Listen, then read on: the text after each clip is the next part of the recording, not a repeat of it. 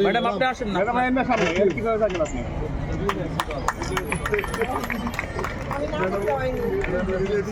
আমরা বরণ করে নিচ্ছি আমাদের আজকের অনুষ্ঠানের প্রধান অতিথি এবং উদ্বোধক মাননীয়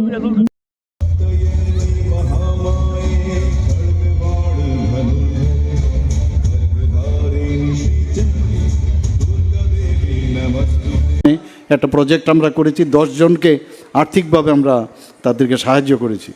চিফ মিনিস্টার স্পেশাল স্কলারশিপ, যারা দিব্যাঙ্গ দৃষ্টিহীন দিব্যাঙ্গ তাদের জন্য আমরা স্কলারশিপের ব্যবস্থা করেছি। আগে এমন একটা অবস্থা হয়েছিল যে আমরা 12th ক্লাস পড়ার পরে কোথায় যাব। এখন তো এত সুবিধা ত্রিপুরাতে হয়েছে। আপনারা সবাই জানেন যে এখানে ত্রিপুরাতে তো সেন্ট্রাল ইউনিভার্সিটি আছে, আমাদের স্টেট এমবিবি ইউনিভার্সিটি আছে, ন্যাশনাল ল ইউনিভার্সিটি হয়ে গেছে, ন্যাশনাল সংস্কৃতি ইউনিভার্সিটি হয়েছে, 6-7টার মতো আরও আমাদের এখানে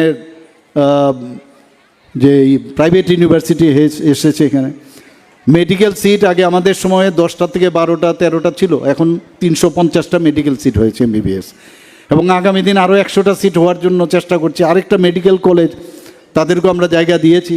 তারাও বলছে যে সিজা মেডিকেল পর্যায়ক্রমে প্রায় 900 কোটি টাকা ওরা ওখানে পর্যায়ক্রমে তারা নিবেশ করবে এবং সুপার স্পেশালিটি হসপিটাল করবে। ডেন্টালের আগে বিডিএসের একটা সিট ছিল, এখন 63টির গভর্নমেন্ট ডেন্টাল কলেজে সে আসন সংখ্যা হয়েছে। বিএসসি নার্সিং 50টি হয়েছে। এবং শুধু তাই নয়, গভর্নমেন্ট এবং প্রাইভেট মিলে বহু এএনএম জিএনএম কোর্স এখানে চালু হয়েছে। Agriculture college, veterinary college, fishery college, আমাদের এনআইটি এখানে আছে, টিআইটি আছে, ত্রিপুরা ইনস্টিটিউট অফ টেকনোলজি, আপনারা সবাই জানেন এটাকে আমরা ইউনিভার্সিটি করার চিন্তা ভাবনা করছি। ল কলেজ এখানে আছে, গভর্নমেন্ট তো আছে, প্রাইভেটও ল কলেজ আছে, জেনারেল কলেজ প্রায় 28টার উপরে, এবং ন্যাশনাল ফরেন্সিক ইউনিভার্সিটি, এরকম অসংখ্য। এখন আমরা মেডিকেল হাব, আবার আমরা চাইছি এখানে একটা এডুকেশন হাব হোক। আমি এখানে আজকের যে অনুষ্ঠান, যারা এখানে উপস্থিত রয়েছেন, শঙ্করাচার্য বিদ্যায়তন দ্বাদশ শ্রেণী বালিকা বিদ্যালয়ের প্রতিষ্ঠা দিবস উপলক্ষে যারা পুরস্কার পাবে তাদেরকে তো ধন্যবাদ দেবই, তাদেরকে কনগ্রাচুলেশন জানাবো।